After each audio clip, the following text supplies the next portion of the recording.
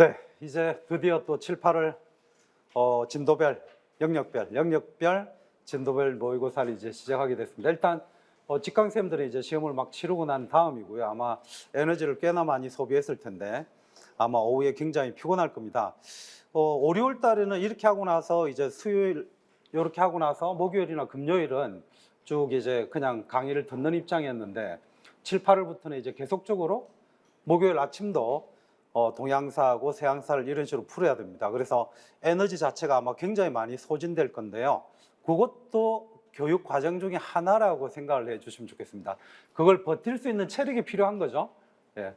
저도 일단은 5, 6월 강의를 마치고 나서 7, 8월 강의 준비를 역시 하게 되니까 역시 가장 힘든 것 중에 하나가 제가 뭐가 있냐면 당장 오늘 문제 나오기까지가 고민은 7일을 한다는 겁니다. 고민은 7일을 해서 문제를 결국은 뽑아내고 또 뽑아내서 몇 문제를 더 만들었지만 어느 걸 할까라 해서 또 빼고 그다음 거기에서 최종적으로 다시 검토를 하면서 질문을 바꾸다 보니까 기호에서 이제 하나가 오류가 났더라고요. 그래서 한국사에서 그 일본 문제가 처음에는 이제 니은까지만 문제를 냈다가 바꾸면서 하나 더 추가하면서 이제 기호가 약간 오락가락한 거라고 이제 확인이 됐는데 어쨌든 굉장한 고민의 시간을 가졌다는 것만 선생님들이 한번 알아주시면 좋겠고요.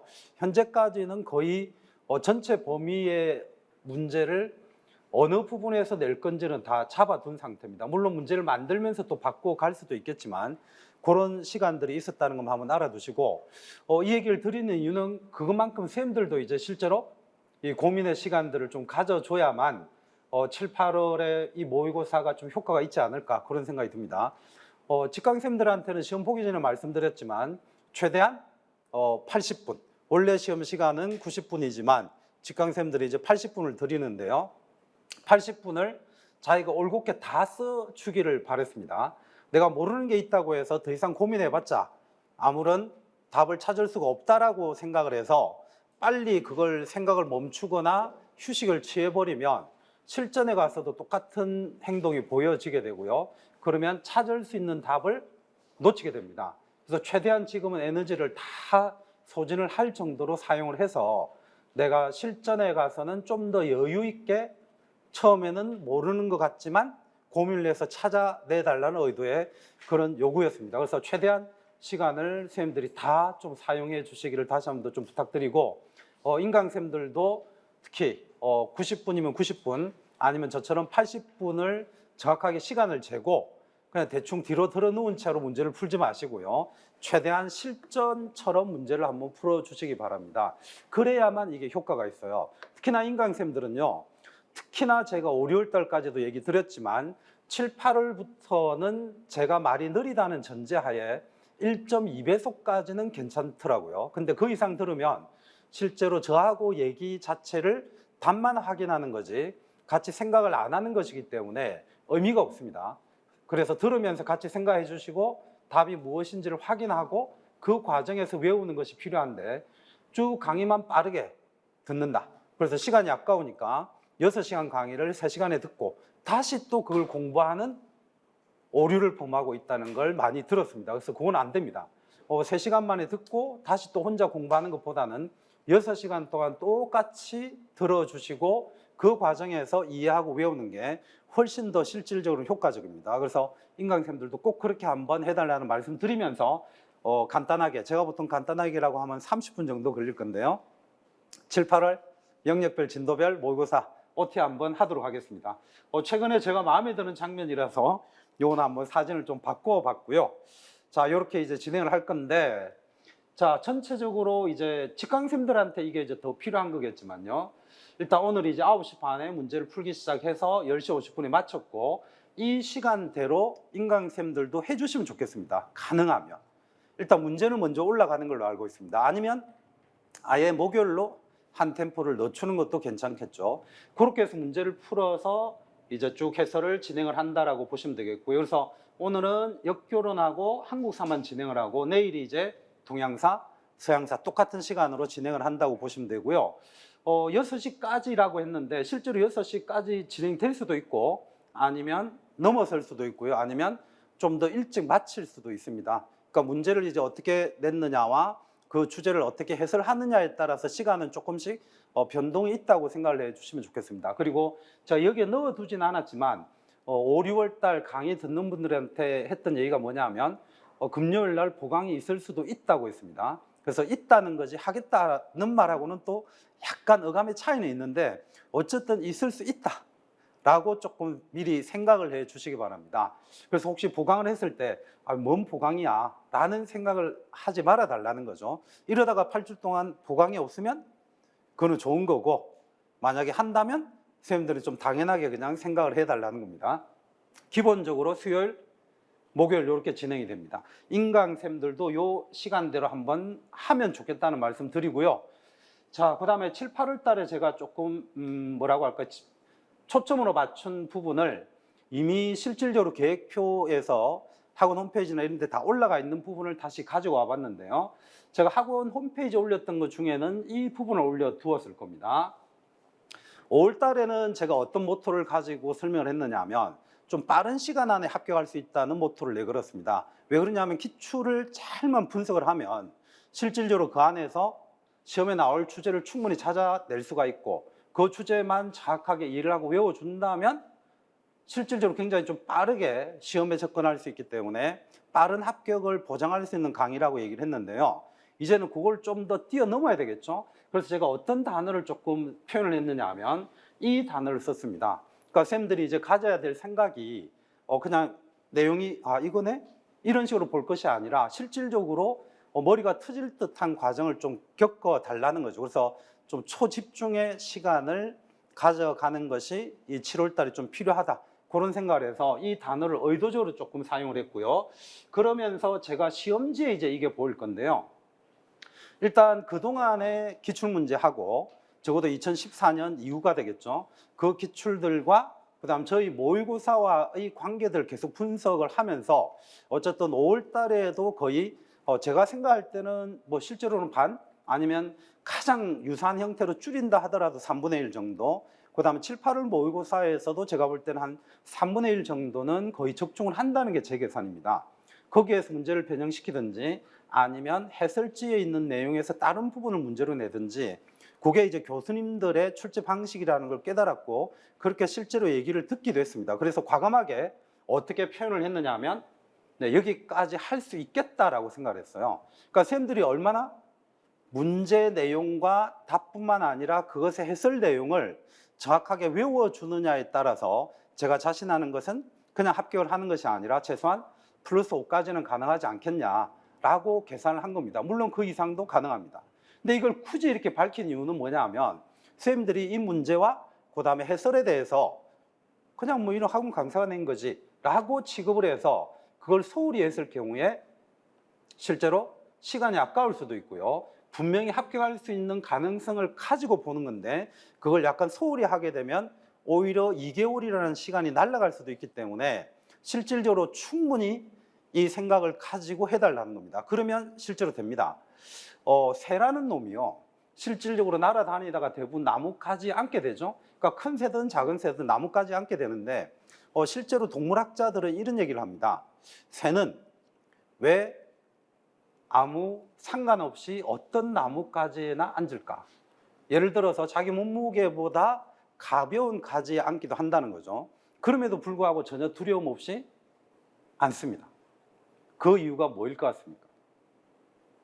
그러니까 새는 자기가 판단하기에 자기 몸을 지탱할 거라고 생각하는 나뭇가지에 앉는 게 아닙니다. 그냥 아무런 상관없이 나뭇가지에 앉아요. 그럴 수 있는 이유는 딱 한 가지라고 합니다. 내가 날 수 있다는 자신감 때문에 어디든 앉아도 상관없다는 겁니다. 그러니까 부러진다 하더라도 내가 날 수 있으니까 그냥 앉는 거죠. 그러니까 그건 어떻게 보면 객관적인 상황에 따라서 내가 어떻게 될 것이다 라는 것을 판단하는 것이 아니라, 객관적인 상황은 있지만 내가 어떤 생각을 가지고 있고 어떤 능력을 가지고 있고 어떤 생각을 하느냐에 따라서 그 객관적인 상황을 극복할 수 있다는 얘기이기도 하죠.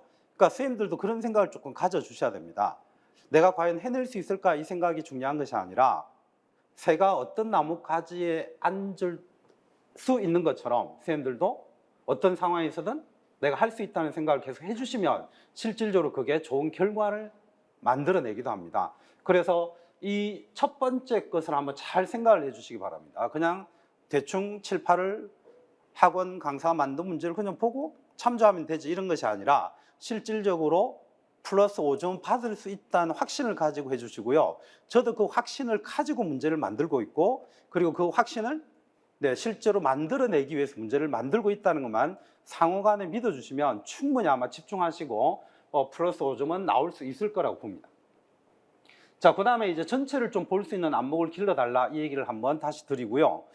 제가 지난주에 이제 한 수험생하고 조금 이렇게 얘기를 나누게 되었는데, 물론 각자마다 생각이 틀리겠지만 저의 어떤 부분이 좋다는 얘기를 전해준 게 있습니다. 그 중에 하나가 뭐냐 하면, 제가 내년부터는 교육학도 하겠다 이렇게 이제 아마 5월달에 얘기를 드렸을 건데, 자기는 그게 굉장히 좋다고 하더라고요. 근데 실질적으로 제가 뭐 교육학 강의도 하고 전공 강의도 하겠다 이런 의도는 아니죠. 예, 그러면 뭐 노량진의 돈은 제가 다 벌겠지만, 그거는 이제 교육학 강사님들을 침범하는 행위가 되기 때문에 그거를 하면 안 되겠죠. 그럼 중요한 건 뭐냐 하면, 결국은 선생님들이 교육학도 공부를 하고 그 다음에 역사교육론도 공부하고 그 다음에 3사도 공부한다는 겁니다. 그러면 그런 부담 속에서 내 강의를 듣고 있다는 거죠.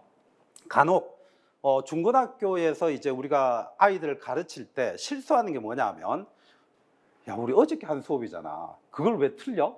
이런 얘기들을 아이들한테 합니다. 근데 그 아이들은 한국사만 수업을 듣고 있거나 세계사만 수업을 듣고 있는 아이들이 아니죠. 말 그대로 모든 과목들을 다 듣고 있기 때문에 그 중에 하나가 역사입니다. 근데 가르치는 교사는 뭐냐 하면, 수학교사는 이렇게 얘기하겠죠. 야, 그냥 그거 뭐 별거 있냐? 어제 했는데 왜 못해? 이렇게 얘기할 거고, 영어도 마찬가지입니다. 야, 그거 한 단어를 못 외우냐? 이렇게 나온단 말이죠. 그러니까 각자가 자기가 가르치는 과목에 대해서만 생각을 하기 때문에 실질적으로 아이들의 마음가짐이나 아이들이 어떻게 시간을 소비하고 있는지에 대해서 모르는 게 아니라 망각하는 거죠. 알지만 가르치는 교사 머릿속에는 그게 없습니다. 그럼 그걸 똑같이 느끼려면 똑같이 공부를 해보면 알죠. 교사가 아무리 옛날처럼 돌아가서 생각을 해보라고 하더라도 현재 자기 위치는 교사이기 때문에 전체적으로 공부하는 경험 자체를 지금은 못 가지죠.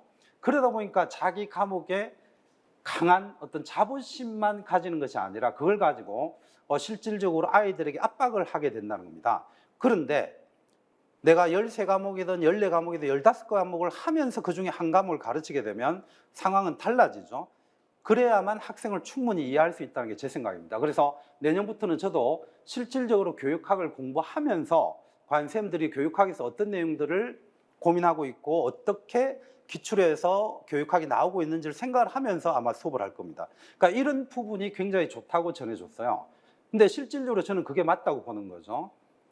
교사가 자기 전공 과목을 가르쳐야 된다. 하지만 아이들이 어떤 상황인 상태에서 공부를 하고 있는지 알아야 되는 것처럼 저 또한 선생님들이 어떻게 공부하고 있는지를 아는 상태에서 전공을 강의하겠다는 의도로 보시면 될 겁니다.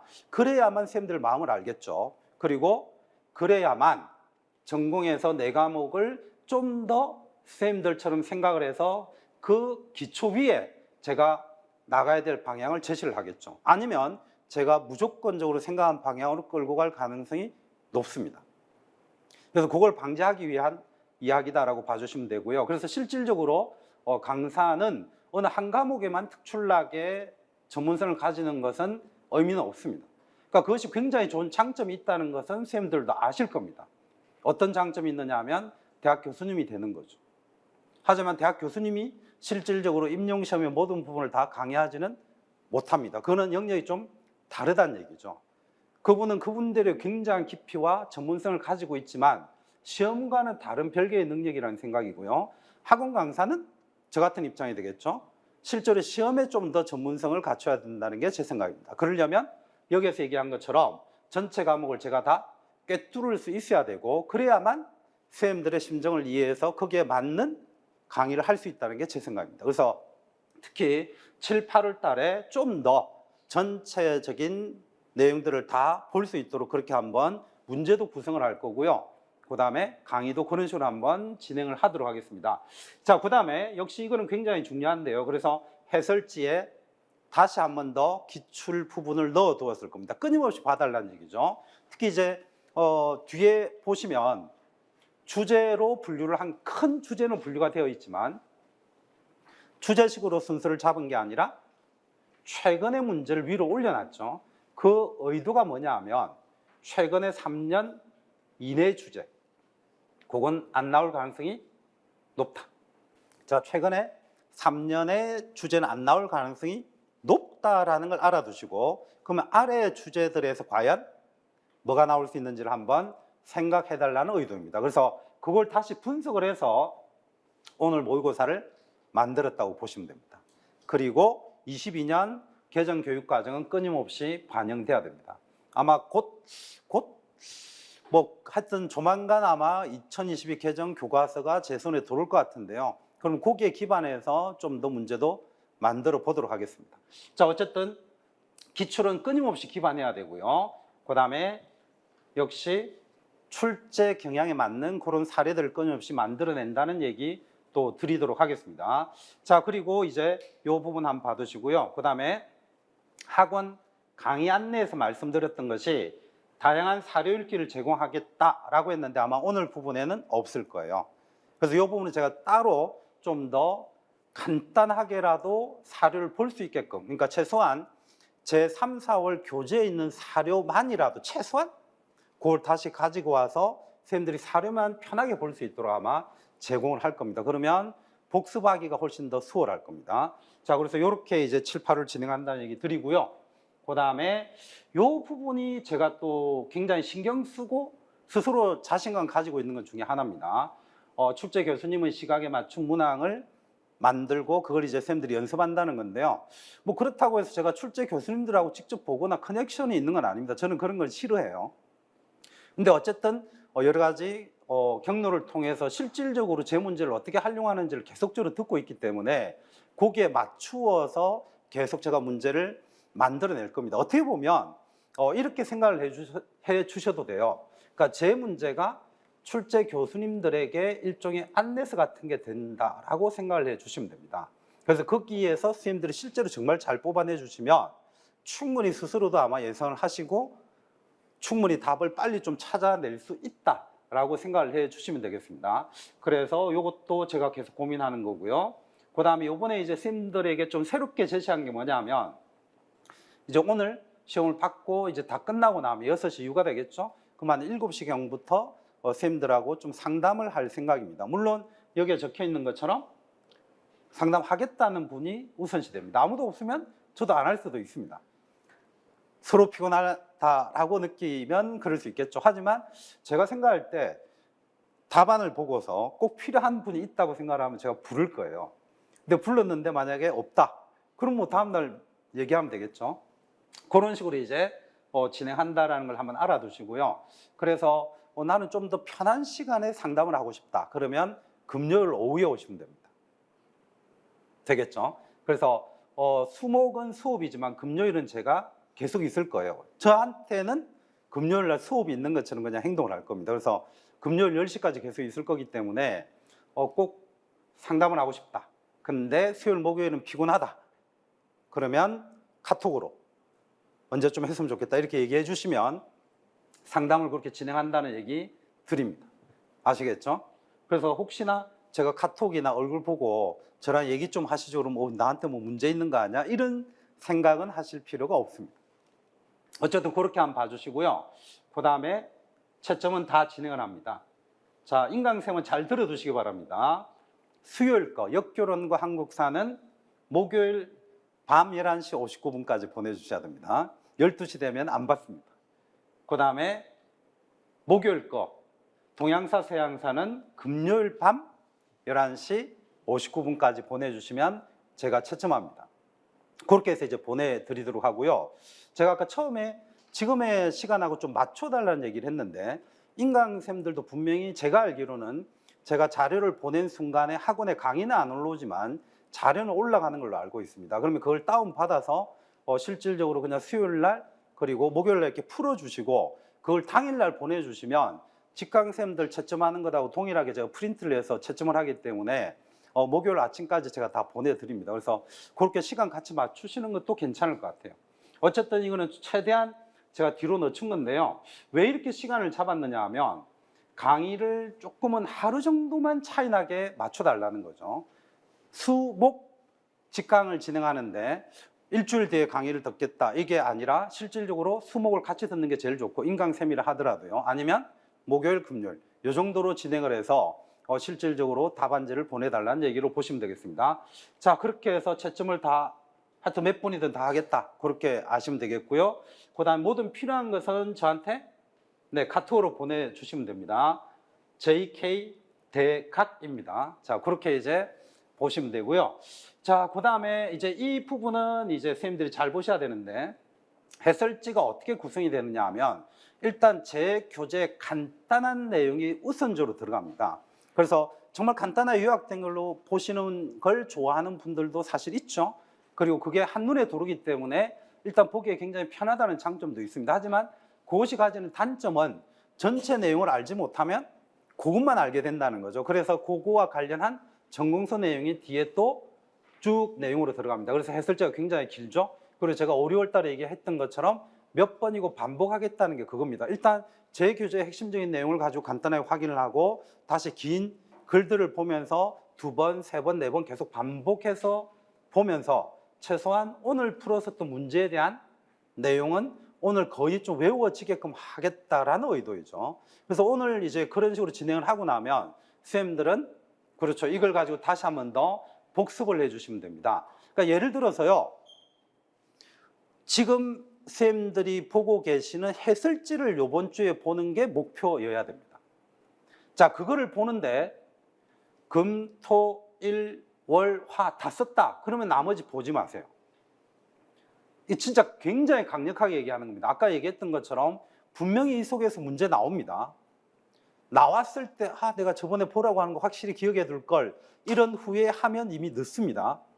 그러니까 실질적으로 때려주게도 이번 주 내에는 해설지에 있는 내용을 완벽하게 가져가겠다. 그리고 해설지에 있는 내용을 다시 출제가 되었을 때 내가 안 틀리게 하겠다. 그게 정말 필요합니다.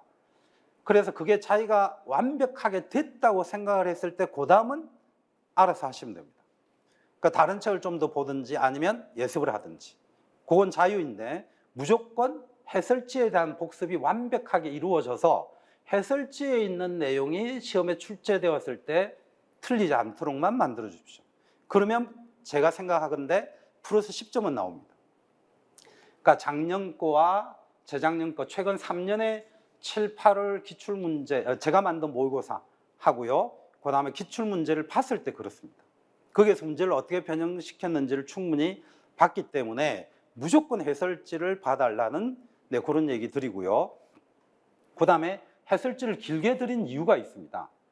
그러니까 7, 8월 문제랑 실제 시험 문제랑 완벽하게 동일한 것은 2문제 정도씩 있습니다. 근데 거기에서 조금씩 포인트를 바꿔가는 것을 확인했기 때문에 7, 8월부터 해설지를 길게 드리는 겁니다. 이해되시죠? 그러면 그거는 기존에 최소한 3개년 기출을 봤을 때 7, 8월에서 이렇게 변형이 된다는 걸 확실하게 제가 잡아냈기 때문에 내 문제를 가지고 이렇게 변형시킨다라는 것에서 그걸 예측한 부분에 해설지를 넣어둔 거예요. 그러니까 그걸 무조건 꼭 읽어주시고 그걸 가져가 주시면 진짜 플러스 5점 이상은 충분히 나온다라고 몇 번이고 말씀드립니다. 그래서 무조건 복습을 꼭 해주시기 바랍니다. 그래서 해설지에는 어쨌든 돌아와서요.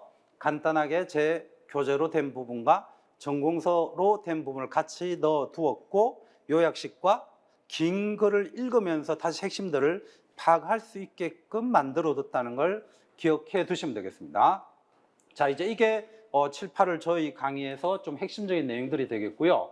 이제 모의고사와 관련한 근거 책들을 조금 실어뒀는데 일반적으로는 제가 강조하는 게 이 4권이죠.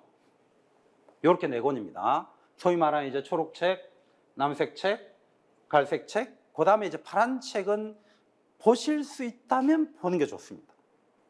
내가 도저히 이 3권 외에는 볼 자신이 없다. 이런 분들이라면 파란 책을 안 보는 게 오히려 도움이 되겠지만 충분히 내가 4권을 빠르게 다 볼 수 있다면 보는 게 좋은데요. 이 얘기가 곧 7, 8월부터 이 책들을 다시 처음부터 끝까지 다 보라는 얘기는 아닙니다. 그래서 이걸 전체적으로 제가 생각할 때는 필독서인데 이 책을 가지고 문제를 내니까 해설지를 다시 잘 봐달라는 겁니다. 이해되시죠? 그리고 최근의 경향, 선생님들이 불안해하거나 혹은 이제 이걸 꼭 봐야 하느냐라는 질문이 가장 많이 들어오는 게 역사교육 첫걸음인데 역사교육 첫걸음은 4개의 장으로 이루어져 있습니다. 그러니까 4개의 주제라고 보시면 되겠죠. 그 4개의 주제가 이 책에 있는 내용들과 동일할 경우에는 그걸로 문제를 내릴 겁니다. 이미 5, 6월 달에 조금씩은 겪게끔 해드리긴 했는데요. 그래서 실질적으로 요 4권의 책 안에 있는 내용이 조금의 어떤 글빨이 다르다고 해야 될까요? 똑같은 내용이지만 표현하는 사람마다 혹은 쓰는 사람마다 조금씩 다를 수가 있잖아요. 그런 경우에는 제가 여기에서 가지고 올 겁니다. 그러면 선생님들이 문제를 푸실 때도 어떻게 되느냐 하면 내가 아는 내용이지만 조금 문장이 다르기 때문에 느낌이 새롭죠? 그때 자기가 알고 있는 내용을 정확하게 답으로 쓸 수 있는지를 확인을 해주시면 되고 따라서 주제가 동일할 경우에는 적극적으로 여기에 책을 가지고 온다. 이렇게 보시면 되고요. 그 다음에 이거는 적어도 이제 한 5년 이상 된 책이죠. 이게 요즘 조금씩 살아난다고 보시면 됩니다. 그래서 조금씩 살아나고 있기 때문에 첫걸음보다는 아니겠지만 역시 요 4권의 책과 관련해서 충분히 연관성이 있는 부분들은 이 시민교육에서도 가지고 온다라고 봐두시면 됩니다. 그래서 아마 시간이 조금씩 이제 오늘 첫 주 지나서 역교론이 한 20페이지 정도 될 건데 시간이 지나면 조금씩 역교론 해설이 더 늘어날 수도 있습니다. 특정한 주제에 대해서는. 그렇게 이제 생각을 하시고요. 그래서 적어도 제가 문제 내는 파트는 이렇게 6권 정도가 기본이다라고 보시면 될 겁니다. 그리고 리젠 같은 경우는 입문과 구상에서 나왔죠. 그러니까 그런 것 때문에 이런 부분들도 조금씩 제가 참조해서 계속 보고 있다고 생각을 하시면 돼요. 그래서 적어도 제가 한 문제 만들기 위해서 이 책들을 실질적으로 다 보고 있다고 생각을 하시면 됩니다. 그 다음에 현장 연구라는 건 다른 게 아니고요. 거의 대부분 전국 역사교사 모임의 자료들이죠. 그러니까 거기에서 문제로 충분히 만들 수 있는 그런 것이 있다면 활용을 한다는 것으로 봐두시면 되겠습니다. 그래서 역교론이 이 정도 책들을 좀 활용을 하고요. 그 다음에 한국사 같은 경우에 한국사 같은 경우에는 일단 오늘 겪어봐서 알겠지만 한자 사료가 내가 내겠다는 주제가 우리 역사 내에서 있으면 일단 저한테는 일단 편합니다. 그죠? 타이핑보다는 그대로 소위 말해서 긁어오면 되니까. 그래서 우리 역사 넷을 활용을 하는데 다만 기존에 제가 가진 생각하고 뭐가 달라졌느냐 하면 이 사료를 활용할 뿐만 아니라 사료에 대한 해설도 활용하기로 결정을 내렸어요. 그래서 그 해설지에 보시면 우리 역사 넷 해설해가지고 들어간 부분이 있을 건데 그게 특별하게 이거는 정말 시험에 나올 것 같지 않다라고 생각이 들지 않는 이상은 그 해설도 활용한다고 보시면 돼요. 그래서 그것도 한번 쭉 읽어보시고 그러면서 작년, 재작년 정도까지는 한국사 통론이 좀 더 우세로 들어간 것 같고요. 2014, 2015, 2016도 한국사 통론이 조금 우세였고 그 중간은 신부셈이 우세였거든요. 근데 지금은 한 통이 우세라고 보고 얘를 좀 더 적극적으로 활용하는 방향으로 가고 있습니다. 저는. 그리고 부셈도 당연히 들어가야 되고요. 그 다음에 교과서는 무조건 계속 활용해야 됩니다.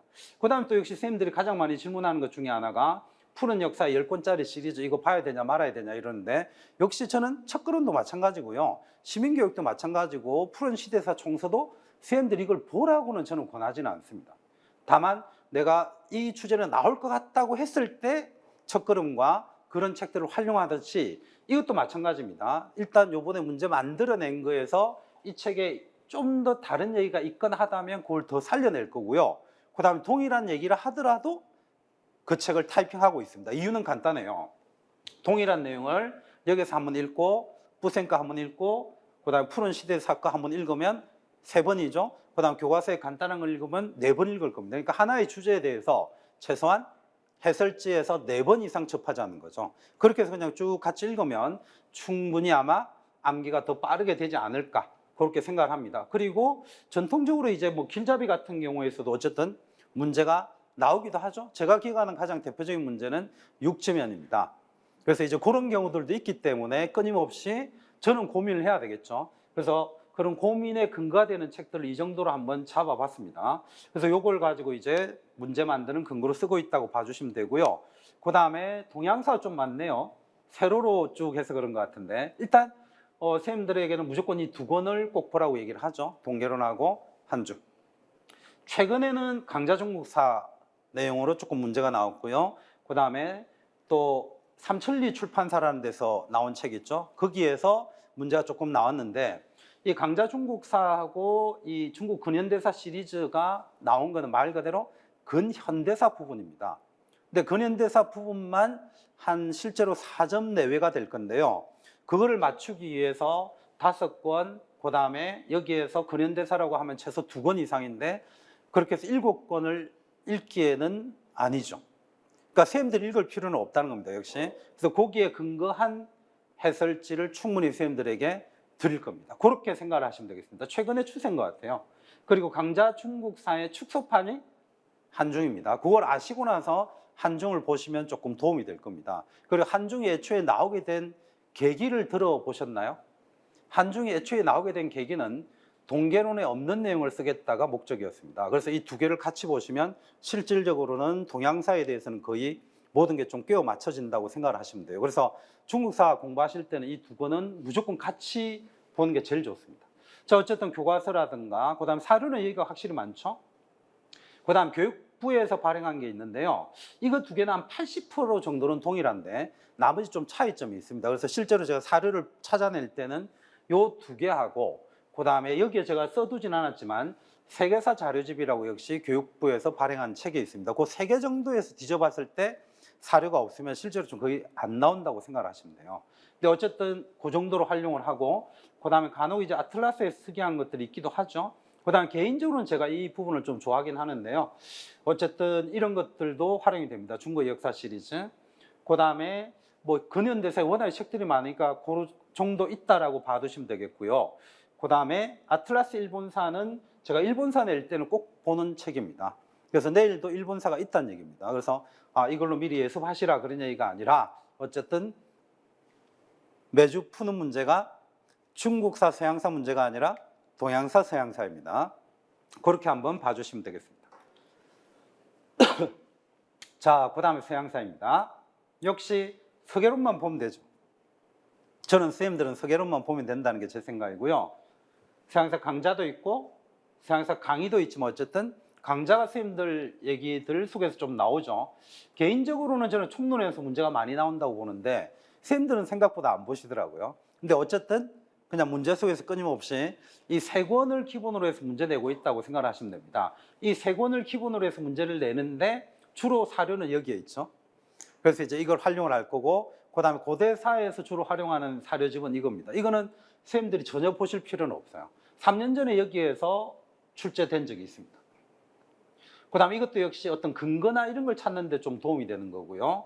그 다음에 올해 시험 문제 중에서 루트와 관련되는 게 이 부분에 있었죠. 그래서 그걸 조금 한번 더 보겠다는 정도로 봐두시면 되겠습니다. 그래서 이 정도? 네, 이 정도가 이제 제가 문제 만드는 것의 기본적인 근거, 책이고 해설지의 내용이 있다면 들어가는 것이다 라고 생각을 해 두시면 되겠습니다. 자, 그렇게 이제 문제를 만들어낸다고 보시면 되겠고요. 예습하실 분들은 이 표 참조하시면 됩니다. 네. 예습을 저는 왜 하는지를 잘 모르는 사람입니다. 지금까지 공부할 때 예습을 해본 적이 없어가지고요. 왜냐하면 내가 배운다는 것은 모르니까 배우는 건데 왜 예습을 하는 거죠? 그냥 듣고 틀리고 또 들으면 되는데 그래서 돈을 내는 거 아닌가요? 그래서 저는 예습에 대해서는 아직까지 실용성을 잘 모르는 사람입니다. 그냥 초등학교 6년 동안은 내내 뛰어놀았고요. 그 다음에 중학교 때부터 좀 공부를 하는 걸 하기 시작을 하면서 가외나 뭐 예습을 해본 적이 없습니다. 그냥 학교에서 선생님이 외우라는 거 열심히 외웠고 그냥 맞아가면서 외웠던 게 다라서 그게 저는 여전히 공부가 아닌가 이런 생각이 들어서 예습은 권하지 않는데 어쨌든 이게 진도표입니다. 그래서 이걸 안 벗어나려고 이번에 무지 애를 썼습니다.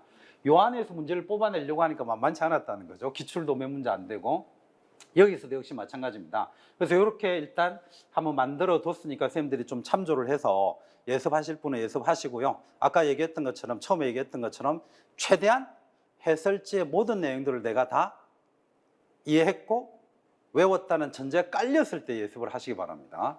네, 안 그러면 예습하신 분들의 단점이 뭔지 아시죠? 자기가 자신을 속이게 됩니다. 시험 전에 잠깐 봤는데 나오면 답 쓰잖아요. 근데 그게 과연 11월 달까지 기억이 가는지는 모르잖아요. 그러니까 그렇게 자기를 속였을 경우에 나중에 현재 모의고사 점수는 상당히 좋았으나 실질적으로는 점수가 안 나올 수도 있다는 걸 한번 알아두시면 되겠습니다. 자, 이렇게 진행을 할 거고 특징을 한번 간단하게 말씀드렸고요. 역시 30분이 조금 더 걸렸네요. 자, 이렇게 진행한다는 거 잘 알아두시고 쉬었다가 이제 그러면 역교련 해설부터 한번 들어가도록 하겠습니다. 쉬겠습니다.